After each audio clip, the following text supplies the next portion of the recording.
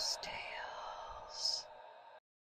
Hey girlies and ghoulies, and welcome to the Girly Ghost Tales podcast. We're your hosts for this evening. I'm Amber. And I'm Leah. And tonight we're heading into the wilderness, into the forest, the caves, the cliffs, where more than just wildlife lurks. This is the side of national parks that they don't put on the brochure. So sit back, grab some popcorn, get comfy, and to the grave we go. So this week I did Wendigos of Glacier National Park. That's scary. Glacier National Park, with its towering peaks, glacial lakes, and untamed wilderness, attracts millions of visitors each year seeking peace and adventure. But hidden beneath its natural grandeur lies a darker history, one steeped in indigenous folklore and modern mystery. At the center of the chilling lore is the Wendigo, or Wendigo, however people say it. A malevolent spirit said to haunt the snow-covered backcountry. Reports of strange disappearances and unsettling encounters have only deepened the legend's hold on this vast, remote corner of Montana. The Wendigo comes from legends of various Algonquin-speaking indigenous people, including the Ojibwe, Cree, and Innu. It is often described as a gaunt, skeletal creature with glowing eyes, elongated limbs, and a hunger that can never be satisfied. In many stories, the Wendigo begins as a human who, driven by starvation or greed, consumes human flesh and becomes possessed. In others, it is a spirit that lures travelers astray during times of isolation, winter, and desperation. The creature represents more than just a monster. It is a symbol of imbalance, a warning. It tells of what happens when people take too much, lose their way, or forget the sacredness of the land. While the exact appearance and behavior of the Wendigo can vary, one thing is consistent. Its presence signals danger. Glacier National Park shares many characteristics with the environments featured in Wendigo lore: snowbound isolation, deadly terrain, and long, lonely winters. The Blackfeet people, whose ancestral lands include parts of present-day Glacier, speak of similar spirits, beings that call to the... In winter, Glacier becomes especially treacherous. Trails vanish under snow, storms descend without warning, and temperatures drop well below zero. It is in these moments of vulnerability, when hikers are alone, lost, or exhausted, that stories of the Wendigo seem to surface more often. So I have a couple cases and unexplained experiences. The disappearing campers of Many Glacier. One of the most unnerving cases tied to the Wendigo legend occurred in the Many Glacier area in 1986. A young couple was last seen setting up camp near Red Rock Falls. Their campsite was discovered days later, tent neatly zipped, gear untouched, firewood stacked, but they were gone. Even more disturbing, there were no footprints and no sign of a struggle, an extensive search yielding nothing. Locals whispered that they had been taken, and park rangers quietly admitted the case still baffles them. One retired ranger stated, "Nature doesn't erase footprints that fast. Something else did." Ugh. Creepy. That is so scary, because, yeah, what happened to them? Where'd they go? It's like extra creepy that just everything is neat and Yeah. not touched, and Looks like somebody just set up camp and left, but didn't, because there's no just footprints. vanished. Yeah. This one, your favorite. The mimicry phenomenon. Oh god. A recurring and deeply unsettling element in reported Wendigo encounters is the mimicry of human voices. In 2009, a backcountry ranger stationed near the Belly River area claimed he heard his wife's voice calling him in the middle of the night from just beyond the tree line. It wasn't just her voice, it was her cadence, her words, he explained. The problem? His wife was in Missoula, hours away. Another camper in 2017 reported a similar event near Iceberg Lake. He heard his friend calling his name clearly and urgently in the dead of night, but when he followed the voice down the trail with a flashlight, he found no one, just silence and a heavy, suffocating feeling of being watched. Winter 1998, a solo hiker reported seeing a tall, thin creature nearly 7 feet high just off the trail near Two Medicine Lake. He claimed the figure had eyes that glowed faintly like embers and disappeared slightly into the trees despite deep snow that should have revealed its tracks. Rangers found no evidence but noted the man was visibly shaken and refused to remain in the area. February 2004, a park employee working on maintenance during the off-season claimed he heard a voice calling his name outside his cabin, only to find no one there. This continued for 3 nights. He described the voice as almost my own, but not quite right, like it had been copied. 2021 Reddit account. An amateur outdoorsman wrote about a week-long winter solo trip in the Belly River area. He claimed to have seen a pale, elongated figure watching him from the ridge one evening, which vanished when he raised his binoculars.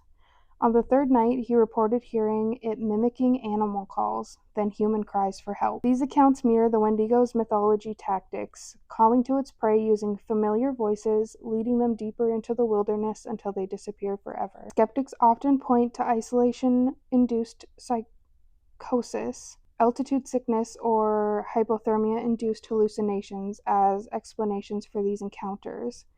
It's true that extreme conditions can alter perception. However, the consistency in the stories, particularly the voices' mimicry, the eerie silence, and the missing persons, suggest something more than coincidence. From a cultural standpoint, the Wendigo functions as a moral guardian. It punishes greed, warns against selfishness, and reminds us to respect the natural world.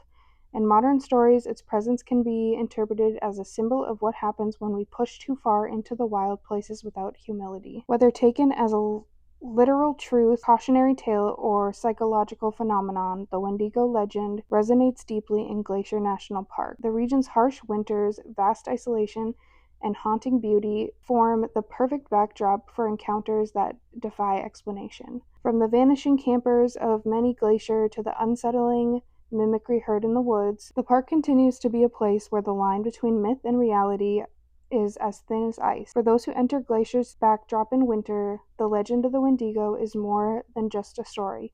It's a whisper in the dark, a voice that should not be followed, and a reminder that some places are wild for a reason. I wrote this one a while ago, so I kind of forgot. I always mix up, like, I feel like Wendigos and Skinwalkers are really similar. Yeah, I know. I feel like they are too. Like the legends are different, but I always thought of like Wendigos more of like witches. But like I didn't know that there was like I didn't know the lore of it all. I haven't like researched it at all. Yeah. Mm-hmm. Yeah, I've heard a few stories. Like I've listened to a few podcasts and stuff about them. So I guess I knew that they originate like from indigenous people. Yeah, I think that sounds familiar. But I forgot that they did like the they mimicking. were, like, the same thing, like those and Skinwalkers. Yeah. Like I kind of thought that people just used like different words to describe them. I think that is kind of what it is, because it could be. Wendigos are known to be in like northern, like isolated places. Yeah. And Skinwalkers, I feel like you see those babies anywhere. Yeah. A lot. I feel like you hear about them a lot in the Appalachian Trail. Yeah, that's mostly where I've heard of them.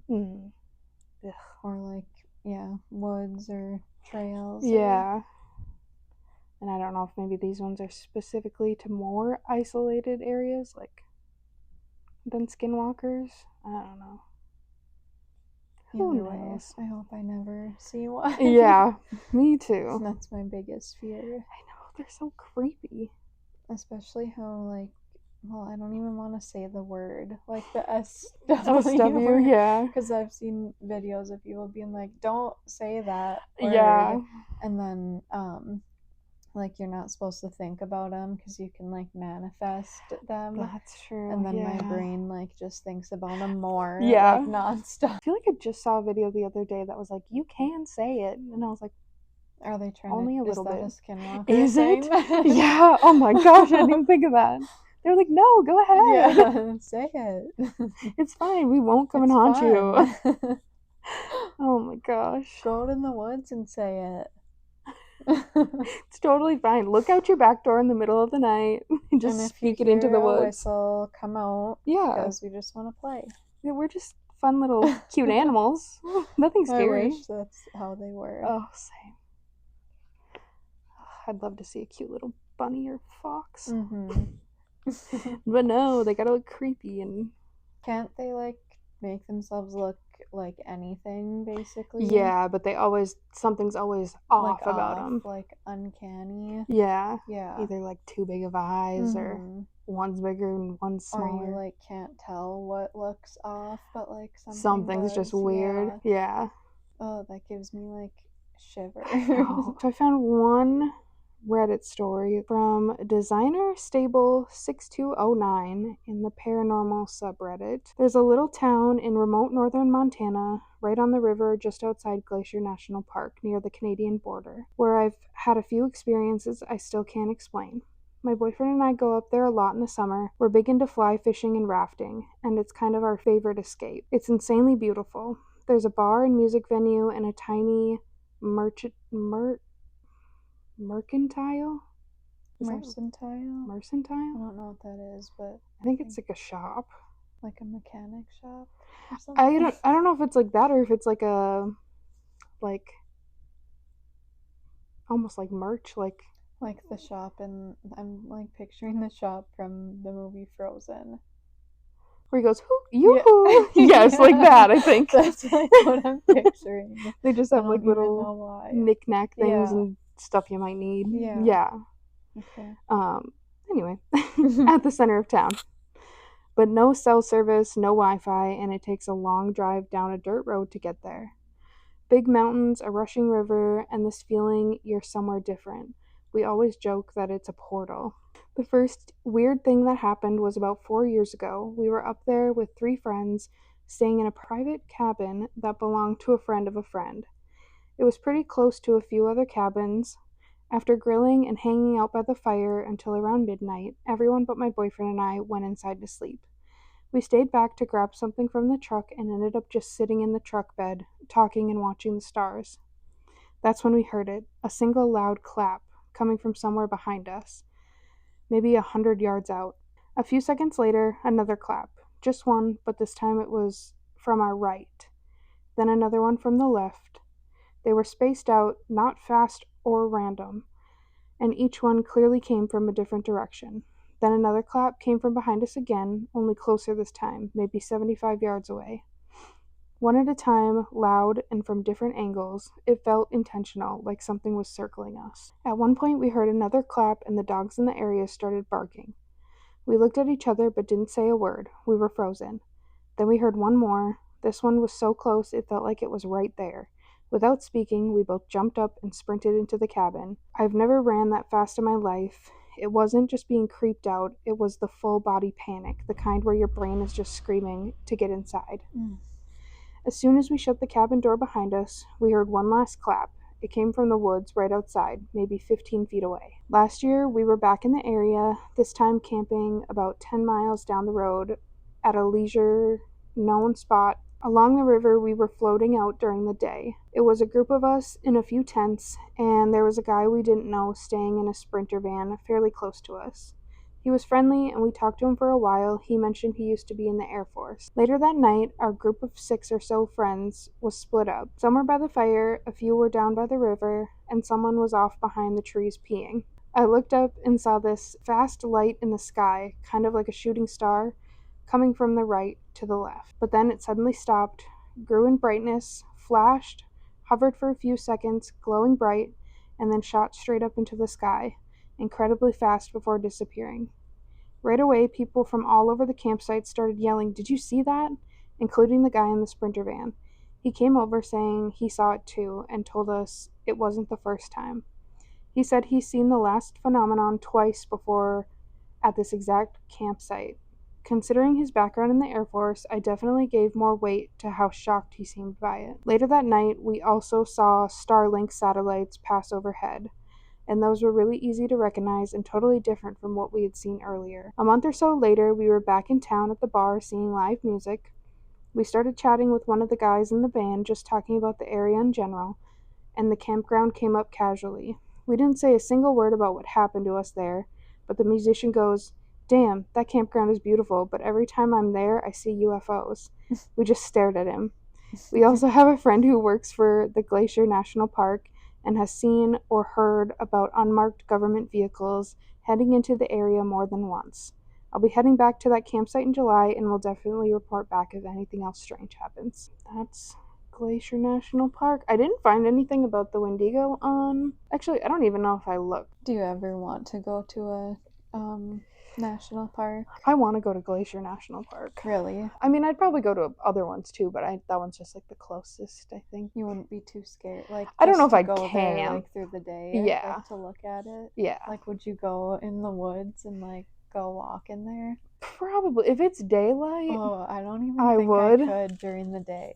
But yeah, I'd probably be thinking about all the creepy things that happen. Yeah. But I don't know. It just looks so beautiful there. Yeah. I know it does. A lot of them do. Mm-hmm. Like, I would go there, but I don't think I would like go into the woods or go on any trails because I just like have too much anxiety after reading, like after doing the research. Yeah, for I'd have to go this. like on like a group hike that they Yeah. offered or something. But even doing that, like there's stories, like a lot of people who are reported missing from national parks were with groups of people and That's like true. they just vanish. Yeah. And the group that they're with like is like, I don't know how they could possibly not be, like how we couldn't find them. Like Yeah. they went missing like right by them for like a few minutes only, and they've had like dogs and the FBI and helicopters come and search and can't find like a trace of them at all. It's so crazy how they can just, it's like, oh, I'm gonna go off into the woods like 10 feet and then they just don't come back out. Or like the lore that there's like stairs in woods Yeah. that if you take them you like vanish and go into some kind of portal. Same kind of thing with like doors. Yeah. Ugh. Yeah, even if it was just like somebody that like set up a door in the woods just as like a joke, I still wouldn't risk it. Yeah, because people could still manifest it to like actually be something, even if it was just like a joke or something. I don't know. I feel like woods and like deep into the woods is like almost as scary as like the ocean, like how it's not explored and like you don't even know what's in there. And also, like, if you get lost out there, like, how are you gonna find your way back? Yeah, that's so hard, and it's so hard for other people. Like, if you hurt yourself out there too, it's so hard for people to get out there to help you. And it's just like scary. Yeah, like how big they are and how so many people could be in there like dead that nobody's ever found. Yeah, or like what happened to them? Like what took them in the woods? And like, why can't you find any even remains of a person? National parks are supposed to be safe, a place where you can hike, camp, and relax, but there are stories buried beneath the soil and passed around quiet campfires that speak of something else. So roughly 160 to 200 people go missing every year in national parks, forests, and other federally managed lands, which I thought it would be like more than that, but that is still a lot. Yeah. But it doesn't seem like as many as I thought it would be. Yeah, I feel like you hear so many stories about it that I would have expected it to be more. I think a lot of them are not reported too, or like documented. Yeah. Because a lot of national parks don't even like keep track of stuff like that because they say it'll cost them too much money.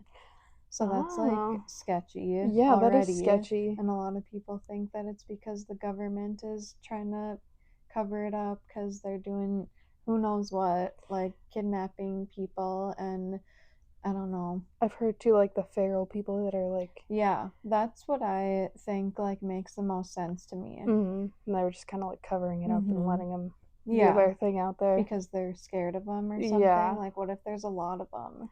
And that's why the government is like, okay, we'll capture these people for you to like eat. Yeah. And you gotta just leave us alone and stay in the woods. You just do your thing.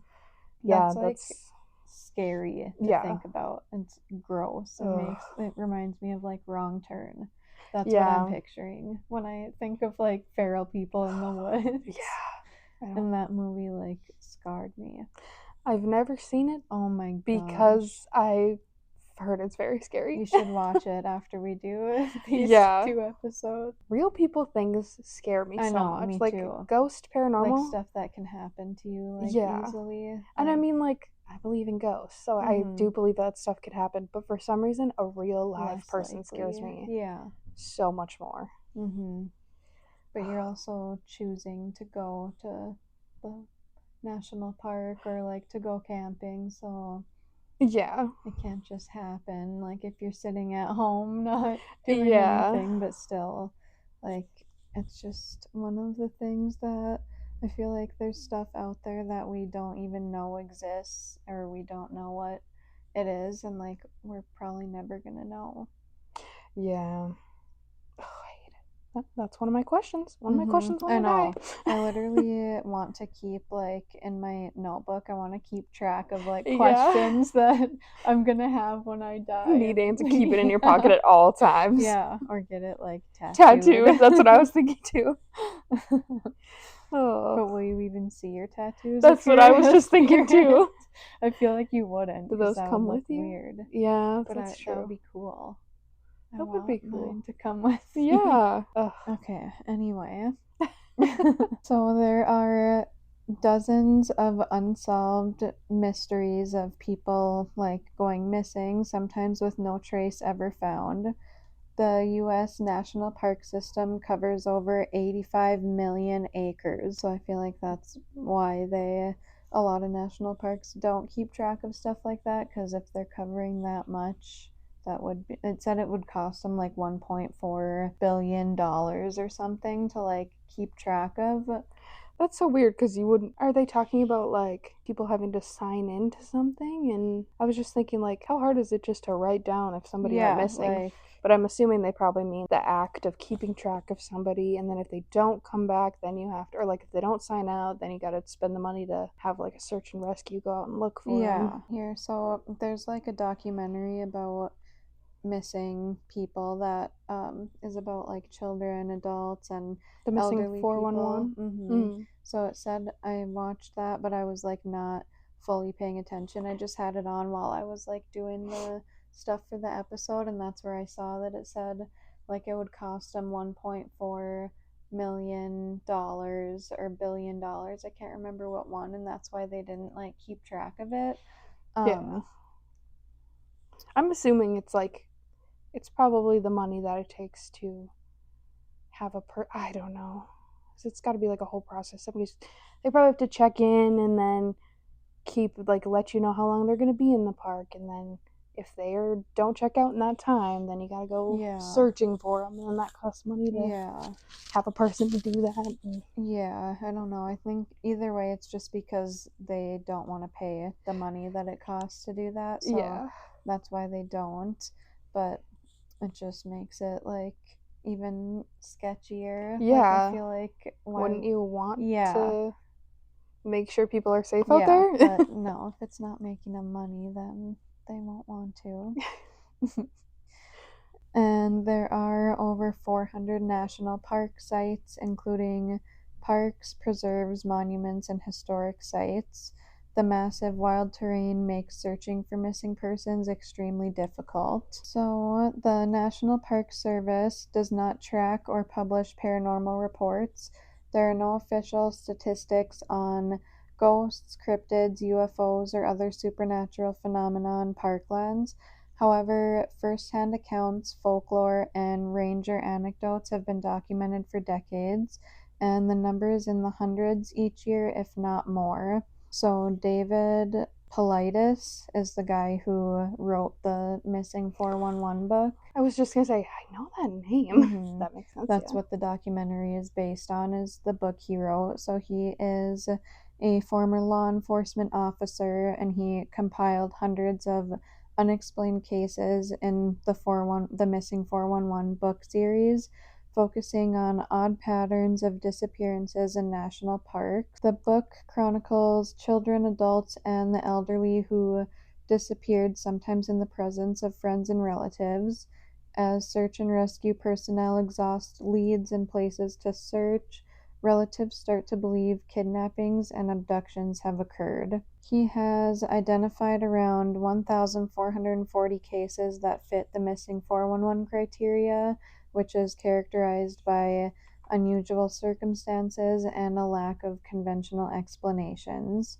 So the documentary is on Tubi and it's free to watch. Ooh. So if you watch that, it has just a few of the cases from the book that he wrote. Like one of them is a 2-year-old boy who goes missing and they don't find like any trace of him, and there's like no way that he could be as far away as he is. Yeah.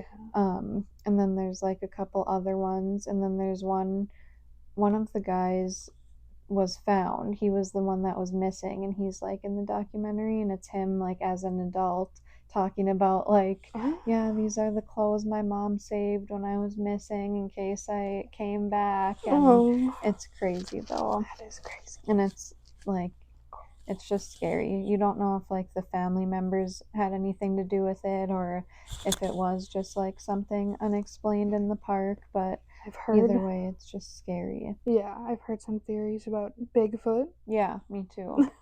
And about giant eagles. Like, have you heard Oh, that? no. Like eagles that are not like eagles that we see, but like something that like basically like a dinosaur, but like an Oh, eagle. yeah. And I don't know. That Ugh. doesn't sound believable to me. I more so think it's like the feral people. Mm-hmm. Ugh. Or maybe that's just the scarier thing to me. So Yeah, that's what that's what I'm you want to telling. believe? Yeah. And David, the guy who wrote that book, said that the number of unexplained disappearances within the broader missing 411 framework is higher than the 1,440 cases identified, because he says that official numbers are likely underreported. So I don't know if it's the family not reporting it or the national parks not reporting it, Yeah. but either way, I think there's a lot that aren't like officially documented. That Yeah. there's probably tons of missing people that I feel like a lot of solo hikers too that just go missing. because they can't be reported if they're by themselves. Yeah. So, and David lists Mount Rainier as part of a cluster of mysterious disappearances involving patterns like victims being found in areas previously searched or vanishing just out of sight of groups. Some believe the mountain acts as a kind of energy vortex, with hikers reporting intense disorientation or a sensation of being watched. There are rumors of military involvement in some missing person searches, adding to speculation of hidden structures or phenomena. Okay, so Mount Rainier is also known as Tahoma, is a large active stratovolcano in the Cascade Range of the Pacific Northwest in the United States. The mountain is located in Mount Rainier National Park with an officially recognized summit elevation of 14,410 feet. Like, that is so crazy to me that people hike that. up. So it is the highest mountain in the state of Washington. Mount Rainier National Park is one of the most active sites in the Pacific Northwest for strange disappearances and eerie reports. While not always as publicized as places like Yosemite or Smoky Mountains, the sheer danger and mystery surrounding Mount Rainier makes it deeply unsettling, especially when you dig into the history. Mount Rainier was established in 1899, and the size of it is 236,000 acres. Oh my god. That's so scary to think about. Like, that's huge. That's so, yeah. And the fact that people go in there for days, like camping and like going along like different trails and like literally stay in there for days or like weeks. Yeah. I can't even like comprehend that. I like to camp. It's just So so at a campsite probably. dangerous. Yeah. Like, I'm like a glamper. yeah, So I just me thinking too. like having a giant backpack full of That you have to food haul and and yeah. like being dirty and not like being able to take a shower for like days. Yeah, that's not for me. But if you like to do that, that's fine. Good for you. I just wouldn't, because of like how scary Yeah, it that is to too. me. The woods just have always like scared me. The woods and the ocean. Yeah, the ocean especially. Honestly, any open water. Any like or big open area that's just dark and you don't know what's out there, and there's creatures out there and probably like cannibals in the woods. Creepy people. I feel like I'd rather see a homeless person out in the town Yeah. than in the woods. Yeah, like come up to you and like try bothering you. Yeah. Like imagine how much creepier that is being in the woods, even if they're not trying to like kill you or Yeah. like be crazy, like just any stranger in the woods. It's just so isolating. Yeah. And Mount Rainier is notorious for vanishings, especially involving hikers, climbers, and even experienced outdoors people. Yeah. I'll never be going to any national park, probably, but Yeah. I don't know. like Matt I will would probably drag me go. to one. I like kind of want to go because all the stories I read, I'm like, ooh, that's scary. Like I Yeah. want something scary to happen, but if anything like any of these stories happened to me, I would not my survival instinct would be like nothing. Yeah, you wouldn't fight or flight, you'd just I would like die out there. Your heart would just stop. Yeah. I wouldn't know what to do. Yeah. Like, what would you do if you saw a person walking up to you and like stalking you or following you and you're alone in the woods, like, and you can't call someone and be like, come and help me? Like, you have to just like either leave all your stuff and like run or like. Yeah. I think even in that case, I think even if I was like with Matt or even just like multiple people, that would still freak me out. Somebody like stalking you through the woods. Because you just never know what they're capable of. No. A few of the stories that I have involve some strangers in the woods. That's why women say they'd rather be alone in the woods with a bear. Yeah. If it's a bear, yeah. If it's a feral cannibal, like, coming to stalk me, no. No, thank you. Ugh. So for the estimated missing people, there's not even an exact official number released by the park, but hundreds of search and rescue operations have taken place since the park's creation.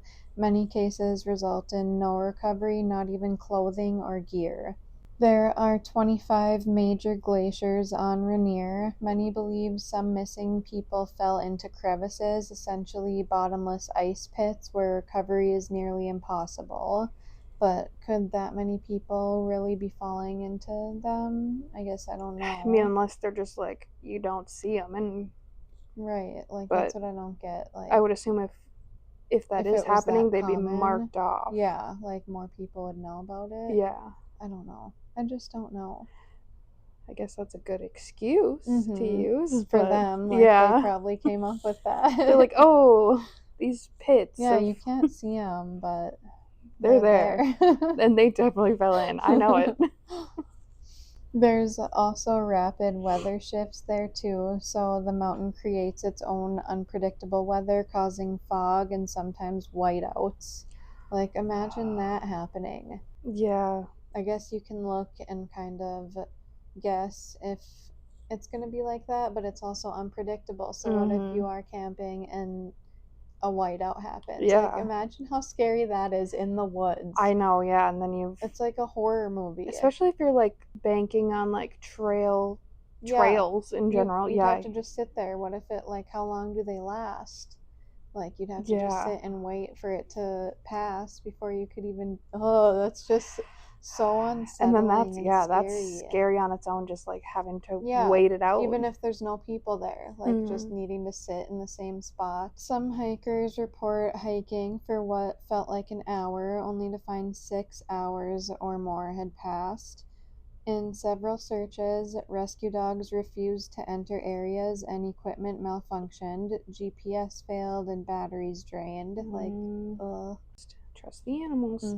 Rangers and visitors have reported strange aerial lights, often near the summit or during storms, which UFOs. Yeah. And multiple hikers claim to have heard someone calling their name from deep in the mist, only to find no one there. That's like a mimic, and being in the woods alone, that's like too much for me. And there's probably SWs and Wendigos out if there I had too. to choose if I was going to see one of those, it would be at my own home. At least I have the safety of my house. In the woods, where are you going? Yeah. Now that's like just another thing added to my list of like fears, like quicksand, um, national Yes. parks, like no, won't be going Earthquakes there. in Minnesota because, Tornadoes, yeah. yeah. Tornadoes we could get, but it's very rare. But it seems like it's not that rare Well, anymore right now. now, yeah. Ugh. There's just anxiety about everything in the Mm-hmm. world right now. I'm just glad we don't get like tsunamis Oh, that's so scary. or hurricanes. Yeah. I know. I was watching videos of like a tsunami that happened. Like, I literally get like chills all the way like down to my toes. Like, I that is, hate it. I could not even imagine. Even if you survive that, that's like a hard. I don't even know how It's a you do horror survive movie. that. Yeah. Like, literally. Oh. I hate it. I always picture like those, like I think it was 2012 where it happened in that movie. Yeah. Where like a big wave comes over and everyone's just running away from it. I think at that point I'm just like letting it take me. I know, me too. That's what I mean. Like, in all those movies, people are doing all this crazy stuff. I'm like, that would not be me because I would be already dead. Like at the beginning of the movie. Yeah, zombie apocalypses. I'm like, oh my I don't God. know if I'd probably just let them take me. I would literally be a zombie being in the apocalypse because I would get killed and bitten right away and turn into a zombie myself. And like, why do you want to try to survive that? I know. Live in an that's apocalyptic what I always world. Wondered. Like, that movie with Will Smith. Oh yeah, where he's like the last I Am human. Legend or something. Yeah. Like, why would you even want? I would literally kill myself. Yeah, literally. That's not all. Your family is gone. Hoping for like it to get better, but like, no. At that point, you're surviving all that just to all of your family's gone. Like, just take me how out. Depressing. And then he kills his dog in that movie too. Like, and then I literally would like do if I had to do that to the dog, I would do that, and then immediately like to myself. Head. Yep. Like, absolutely. Oh, that movie's so sad. Oh yeah, I think I watched it one time when I was younger, and I never again. Yeah, that was the last thing I remembered was the dog, and then I was like, well, I hate this. Well, who made this movie? Who thought this was going to be entertaining? I know. Oh, that's how I feel about like Armageddon. I never watched that. Oh, it always makes me cry. Really? Yeah, I never watched that one. I've only watched it fully one time, and then one day I came home from work and Matt was watching it, and I finished it, and I was like, and this is why I never watched it again. Yeah. Too sad for me. Same with like The Notebook. Yeah. I watched that movie one time fully, and I can't do it again. I watch that. I watched it like a few times, but I only watch it when I'm like depressed and want to like make myself like sad. Because it's so sad. So sad. And it's so good. It's such a good movie. It is. It literally like makes you depressed though. Like, it's so, and the ending is the most depressing part of the whole movie. The worst. Dementia, my biggest fear. I know, me too. If I get dementia, no thanks. So there are a few well-known cases from Mount Rainier that are still unsolved. The first one is David Alexander Lewis in 2014, vanished while hiking solo. No trace ever found, no gear, no scent trail for dogs. Rescue teams reported strange compass interference in the area during the search. And then Vincent Digi, 2020, 25-year-old hiker seen walking a trail, never returned. A massive search followed, including helicopters and dogs. Nothing was found. Family believes he was abducted or taken by unknown forces. It's just weird that like there's nothing. No sign of, like, they just vanish. That's creepy. What is scary to me. Like, I feel like they either went into like a different dimension, like through a portal or something took them. Yeah, like took everything they had. Like, what if all the missing people who vanish without a trace, what if they're it's just aliens? Yeah. Yeah, that is a good possibility. Yeah, and they're like doing testing and experimenting on us. And that's why the scent trail is gone, because aliens can do that. Or I assume. What if that is? That I feel like that's the best case scenario for me. I know. I like want to get abducted by aliens. That I'm not so sure. I do if they bring me back. Yeah. And if I remember what happened. And as long as it's not too scary. Yeah. Like, don't torture me. I'll Yeah. give you the answers. I just I don't know want them much, to but be I'll help. nice and funny. Yeah. And green. And green. I don't want them to be them to look gray. like the cartoon alien. Yeah. Oh, the gray, like the grays. Yeah, they're just like sickly human-like. Yeah, like Ugh. they remind me of like Slender Man too. Yeah. But like an alien and gray and like Ugh. Did you see the movie Dark Skies ever? No. It's about aliens. No. It's like one of my favorite alien movies. They're that's what they are in that movie, and they call them the Greys. Oh. It's such a good movie. I'll have to watch it. Yeah, I want to watch it tonight now. Now that I reminded myself of it. I want them to look like the cartoons, but I want them to be nice, like E.T. Yes. Yeah, like E.T. This episode is good. We are just wild today. So off topic. I know. Just talking about E.T. and then it would be like, anyway, The Notebook. Jonathan Kramer disappeared. Because that's the next thing. That definitely has something to do with national parks. Yeah. Aliens. It's like the farthest thing from a paranormal topic ever. Well, that's why it's called Girly Ghost Tales. True. So, this was in 2016. Jonathan Kramer disappeared while attempting a solo summit again. Another solo one. You can't do solos. It's too scary. It is, and so risky. I get wanting to be alone, but like it's so dangerous. Yeah, just go on like a normal camping trip to like a normal woods. Not only just like is it scary, it's just so dangerous. Not even from like you could see other people like, and you don't know. Just anything could happen, and you don't have anyone to help you. Because Jonathan Kramer was also known to be an expert mountaineer.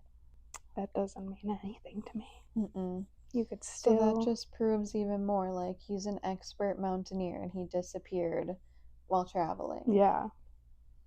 And anything can happen. Yeah, it says even helicopters spotted his last known location, but he was gone from it. Also with no gear and, like, no fall zone near him. So, like, he didn't fall into one of those, like, whatever they said, like the glacier, ice glacier things. Hopefully one day we find, or at least like figure out what actually happened to all the missing people. Yeah.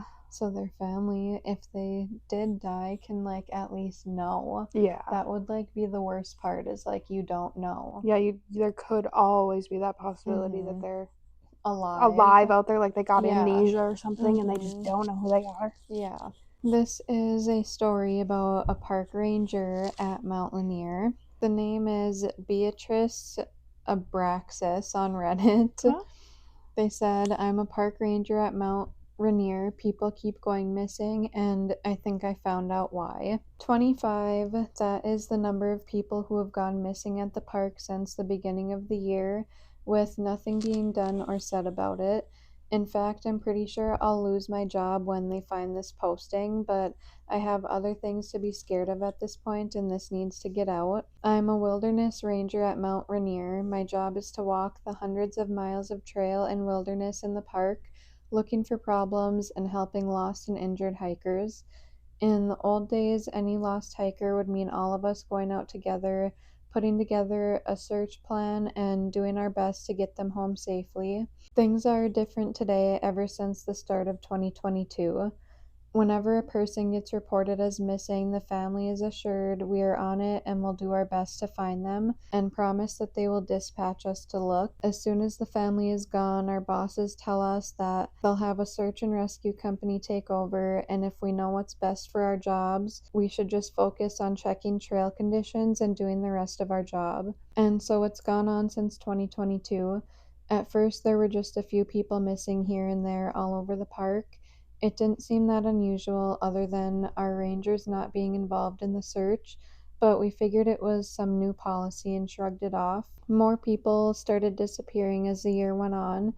making all of us wonder what was going on and why it had been made clear to us we should keep our mouths shut. Personally, I figured it was just a combination of bad trail conditions from a rough winter, an influx of inexperienced hikers, and the park service trying to avoid looking bad when we needed more funding. Until last Thursday. It was an overcast day, and I was walking along the trail up to Ipsit Pass in the Carbon River area, humming quietly to myself to pass the time and wondering how far up I would go before I had to put on crampons. And when I saw it, off to the side of the trail, maybe 50 feet into the forest, there was an odd light on the forest floor. At first, I thought the light was just a reflection off of water or some trash someone had left, but as I moved closer, the light didn't fade or change, it just stayed steady. Maybe it was a lost flashlight. I had walked this trail dozens of times and never noticed it before.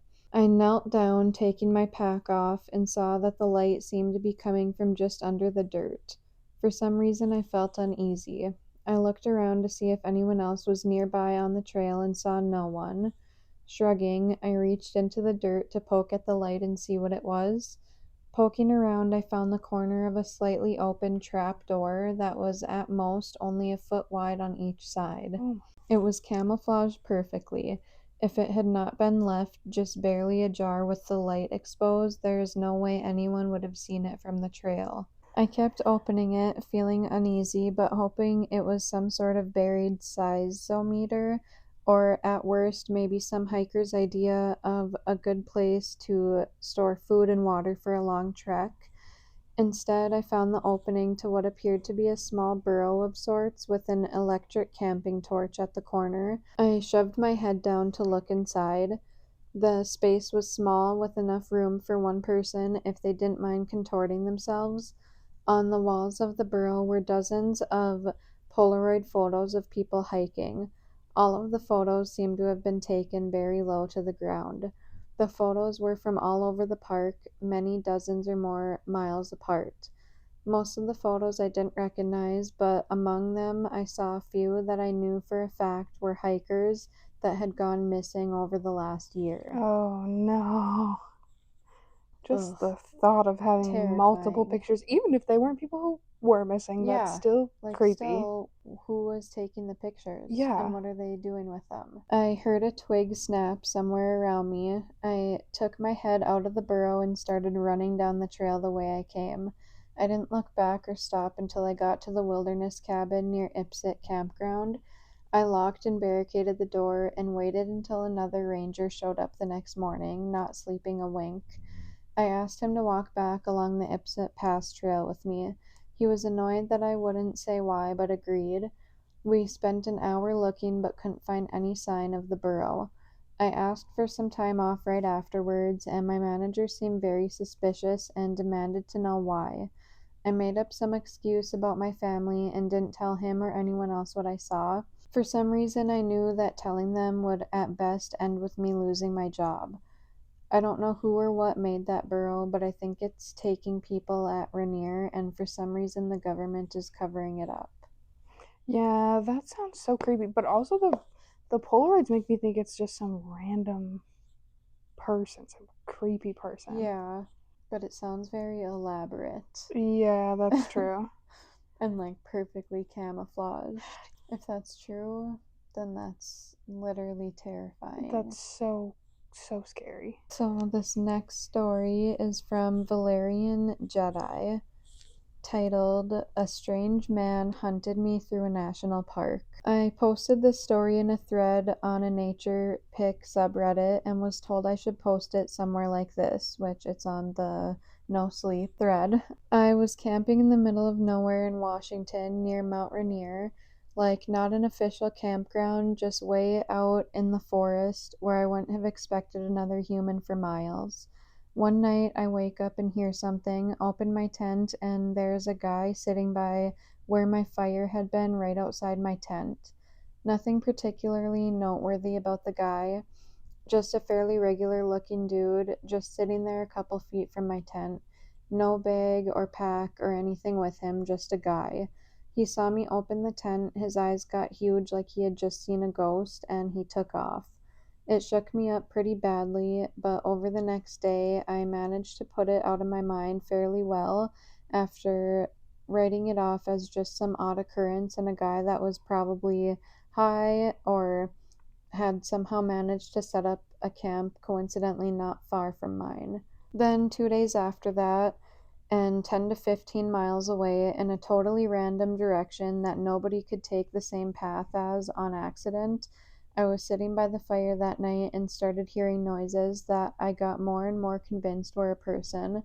I called out to them, and out of the darkness, someone was like, "Do you know how to get to Bell's Canyon?" I said no, I don't even think that's a real place there. They kept talking from just out of my line of vision. I tried to see them with my flashlight, but they yelled, "Aim that way!" And kind of spooked and not wanting to piss off a potentially crazy person, I did. Scary. That's Like, already terrifying. telling you not to, like, shine your light at them, but they're Yeah. talking to you.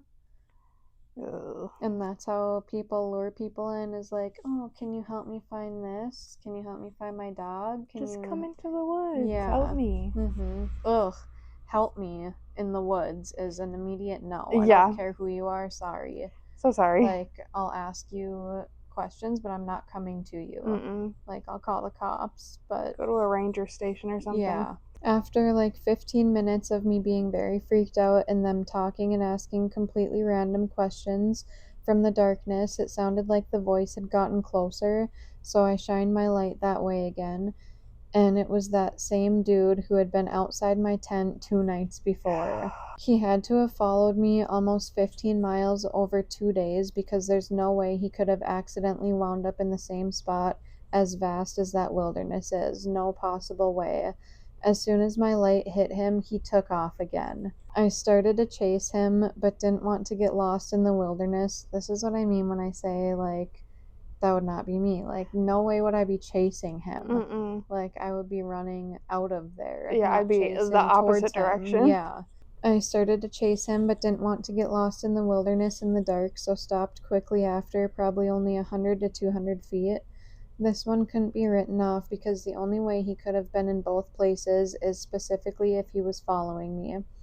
I decided the trip was very much over first thing in the morning. Like, no, it's over right now. Yeah. I mean, I guess if it's dark out though. Yeah, then you can't. You don't really have a choice, I guess, Yeah. which is terrifying. Yeah. Another reason on top of all the other reasons that we said I know, not because to you don't even go. like some people can, camp with an RV, obviously, if you're way out there. Yeah. But like an RV, you can lock yourself Yeah, in. you can drive it Yeah, a tent, if you somebody could have to. just come up and cut the side of it, even if you were to somehow lock the Yeah. zippers. Ugh. I decided the trip was over first thing in the morning and hiked back out over 3 days. Constant doubling. Yeah, 3 days. That's Like so 3 days scary. of already being that scared that you have to leave, and then you have 3 more days before you're even out of there. Mm-hmm. Constantly doubling back, trying to throw anyone following off my trail, and occasionally hiding and waiting to see if he would come by following me.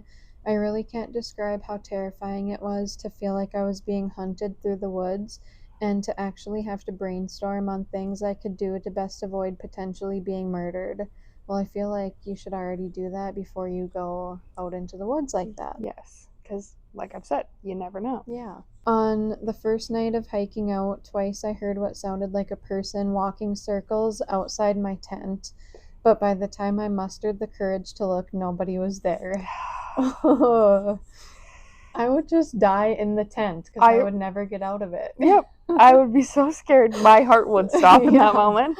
I think that's what would happen to me. On the second night, I heard what I thought was an animal making noises at first in the distance, but slowly decided it sounded more like a human making animal calls, but could have actually been an animal, but I didn't actually see the guy again. But it really sounded like a person making howling noises. I almost cried when I finally got back to my car. The relief was so strong. To this day, that's probably the most terrifying experience I've ever had. I have no idea who the guy was or what his intentions were, and no way of getting an explanation, but I can't really articulate just what a terrifying few days it was. The worst part was how constant it was. It wasn't like being scared of something in the future or scared for a brief second, but had this constant knot in my stomach that someone was out there hunting me for 3 days straight. Imagine the fear of noticing someone following you in a dark alley, then imagine that it lasts for days on end. That's about what it felt like. I don't like that. Mm-mm. I would literally die of fear. Yeah. Like, I feel like if so many stories I read, I'm like, I would be so scared that I would, like, actually die.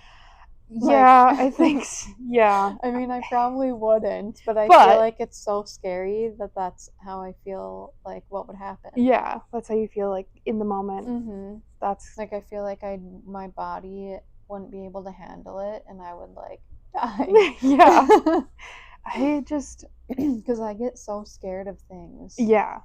If I were to go camping, I'm not going to a spot that's 3 days into the woods. Mm-mm. I'm not doing that in general. Like, even if I did Mm-mm. like a week-long camping trip, I'm not hiking in, camping, going I'm in going further. into the same spot for a week. Yeah. That's like 20 feet in. Yeah.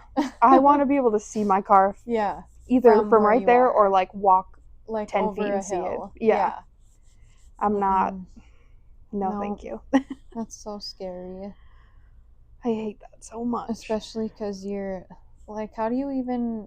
I feel like if you're that scared too, and you're like, oh my god, this person's hunting me and I need to get out, and then you're like, wouldn't you be panicking? Like, you would mess up the directions, or you would mess up Yeah. like your way out, and like you'd be freaking out, and like, I'd be so scared. I would probably just run in a straight. If I had a compass, I'd find whichever way is. If you knew what direction your car was in, I would take that and just like, book how would it. you even? I don't even think I would, in the moment, think to look at a compass Well, either. we would never be in that situation That's anyway. true. So That's true. It's still just, I'm just like picturing that whoever this happened to is like us and is like just lost and like doesn't know what they're doing. But I guess they're probably like experienced and like they probably wouldn't be going out there for 3 days unless they knew. But either way, like, yeah. I also like to think in that situation that I'd be like, what the fuck do you want? I know. But I feel like that's what I would do too, but then I would be scared to like if it's be not a person, what yeah. if you make it mad and they kill you? I would think about it after the fact. I'd get to my car finally and I I'd be like, know. why didn't I stand up to it? I know. Or I would and then regret it. Yeah. This last short story from Mount Rainier is from Moon Planet Baby on Reddit from 314 days ago, so not even a year ago. Oh, wow. So this is the most recent one I found, and it is creepy. Mount Rainier isn't normal, and I totally believe you. They replied to the story I just read. They said, had a friend spend some time at the base of Mount Rainier years ago. He set up camp and stayed several consecutive days/nights there and said he was never so creeped out. He said the mountain would spontaneously shake for a few minutes, but not like an earthquake shake, more like a quiver and then just stop. It is technically a volcano. Mm-hmm. And it could erupt. Yeah. Like, I think on that, I can't remember what it said. I think it was like 85,000 people would be in danger if that volcano erupted. Yeah. That's so scary. That's terrifying. Like, I don't even think about that being a real thing because it seems like prehistoric type of thing, or like a volcano erupting and like lava like burning like whole cities. That's just so scary. I think of like Pompeii, and I'm like, that couldn't. Yeah, I'm like, that couldn't happen in our time. I know. He swore he saw very thin, round UFOs, for lack of a better word, fly into the mountain seamlessly and exit the same. And randomly it would go deathly quiet, not a sound, no wind, birds, twigs, nothing. Just deafening silence and stay like that for several minutes. His last day/night there was the final straw. He said he finally saw movement near his camp, but not human or animal. Best he could describe it was straight out of the movie Predator. The clear, cloaking, camo-type movement. It got very close to his tent and showed no fear at all. He said it was too late to pull up camp then and would do it first thing in the morning. But that night he heard something outside his tent for the first time since he'd been up there. Said he heard it all night and was literally too terrified to even move. Very weird vibes. He is the sanest and most honest person I know, so I know he was telling the truth. Something is weird with Mount Rainier. So I will definitely be putting Mount Rainier on the top of my list of do not fears. go. Ever. That makes me think if they were seeing like UFOs, and then they also, was that National Park too something that was like the government had something to do with too? Like covering up. Yeah, I feel like that missing- mountain probably opens up, Mhm. put the UFOs come in. I know, that's like Escape to Witch Mountain or whatever that movie's called. Yeah, I haven't actually seen that. I but can't I know remember what even. It is. Yeah, I can't remember exactly what happens in the movie, but I think it has to do with aliens. I literally I want to see a UFO or an alien so bad. Same. Like I have since I was a kid. They definitely scare me. Me too. But I but it would want be to really so cool. bad. Yeah. I don't even care. I don't care what happens. Yeah. I just want to see one. Abduct I mean, I me. do, but aliens are I don't know. They're my favorite. Yeah. I just want to know if they're real and what they look like, and so many people see UFO sightings. They have to be real. Yeah. I really don't feel like all these people are making all of these up. No, and I don't think we're alone in this universe either. No. It just seems like impossible. Have you heard the theory that some people think that the sky is all a big projection? Yeah, kind of like we're in a simulation type of thing. Yeah. I believe we're in a simulation, but I don't know if I believe the sky thing. Yeah. I don't know. Sometimes when I look at this, at night, if I look into the sky and I'm in a field, Matt's parents' house is right up against a field, and I look up at the sky, it kind of freaks me out how just open and wide, there's just so much. Really? It reminds me of open water, kind of. It just gives me that same eerie feeling. Ugh. Yeah. I know. It's crazy that there's just so many things that we have no idea. Yeah. Space, oceans, national parks. Yeah. There's just so much unexplored. Unexplained land, places. Vanishing into thin air. I don't even know how that's possible. It's just crazy. And sad for the families that... Yeah, they just don't get any closure. Know. Yeah. At least with this is very sad too, but at least with a murder, you get they died. You can usually the body's there. Be worse is just not knowing. Yeah. If you go to a national park, be Let careful. Yeah. Let us know your story if anything scary happens. Thanks, girlies and ghoulies, for joining us. Those were some terrifying tales.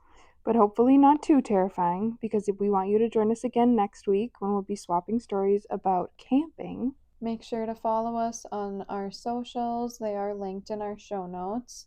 And email us your scary stories and anything paranormal at girlyghosttales@gmail.com.